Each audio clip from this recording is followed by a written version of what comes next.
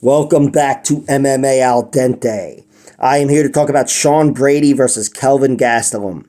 Brady is 31 years old, 15-1 as a pro, and he's got 1 inch of height and 1 inch of reach over 18-8. Kelvin Gastelum, who is still only 32 years old. And look, Brady, he's a guy that still has a lot of promise, but he seemed to be on the track to a title shot before his last fight against Belal Muhammad. Belal Muhammad TKO'd him in round 2, was able to keep the fight standing, and just with Belal striking, which is underrated, he was able to get through on Sean Brady, exhaust him down the stretch, and put him away with seconds remaining in round 2. And that was just purely a volume issue. Sean Brady, I don't remember. I rewatched the fight too. I don't remember one single single punch really hurting him. I know one got the ball rolling, of course, but it was just pressure and volume specifically. And that's his one loss. Other than that, though, he's 15-0, and that's what he was before that Belal fight, and he kicked ass in the UFC. He beat Michael Chiesa most impressively, even though Chiesa was the last man standing in that fight. But Brady was able to survive down the stretch and did a lot early on, controlling Chiesa, and he got a decision. He got a third-round submission over Jake Matthews with an arm triangle choke.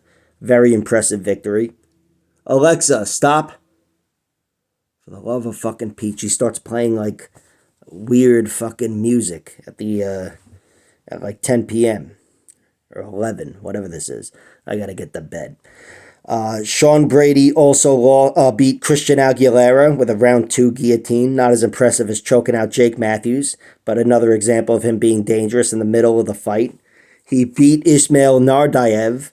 That was a more impressive victory because that was where he was the last man standing and really took over that fight, but he won a decision. And he also had a tough fight with Court McGee. Court McGee, he was a step behind the whole fight, but I thought he took over in round 3 and looked like Belal Muhammad at the very end of the fight with volume and pressure, but he wasn't able to turn it into anything serious, and it was too little too late. So I have a little bit of doubt about Sean Brady in a striking match, with a good striker over the course of 15 minutes, especially one he can't take down. And that's where I talk about Kelvin Gastelum. Kelvin Gastelum, I think, in his prime, which could be right now to be honest, but I think Kelvin Gastelum, from what I've seen, when he's firing on all cylinders, he can duplicate that performance from Belal Muhammad. And he hits harder than Belal Muhammad. Kelvin Gastelum has a missile for a left hand.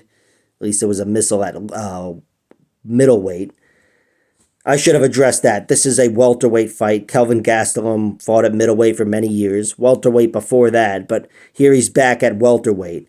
And there's some questions about him making the weight, just like with Jalen Turner.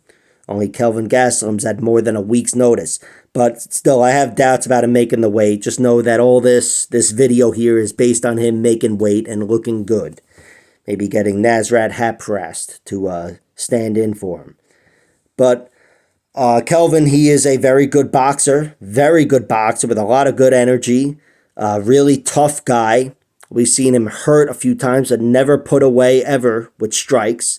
He's been submitted twice. Chris Weidman, I was there for that fight, got him with an arm triangle in round 3, and Jack Hermanson got him with a heel hook in round 1.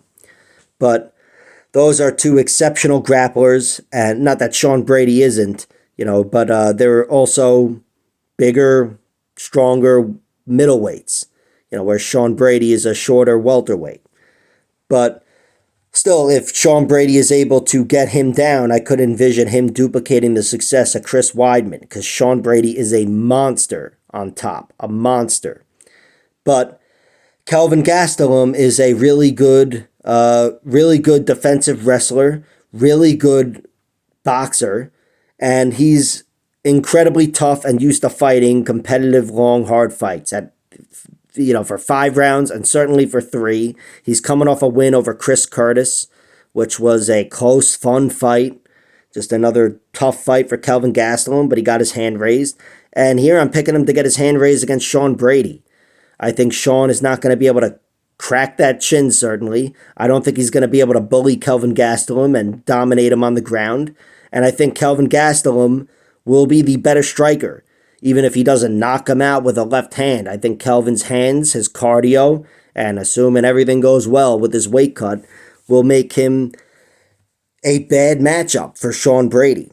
So Kelvin Gastelum is the pick. He's certainly the bet, plus 110. I bet on him. And once the props drop, I'll look for his TKO line, and especially rounds 2 and 3 TKO, because I do think the primary weakness of Sean Brady is fighting down the stretch against guys who are better strikers. So Kelvin Gastelum is the pick. Like, share, subscribe, all that horse shit. Check out my other video.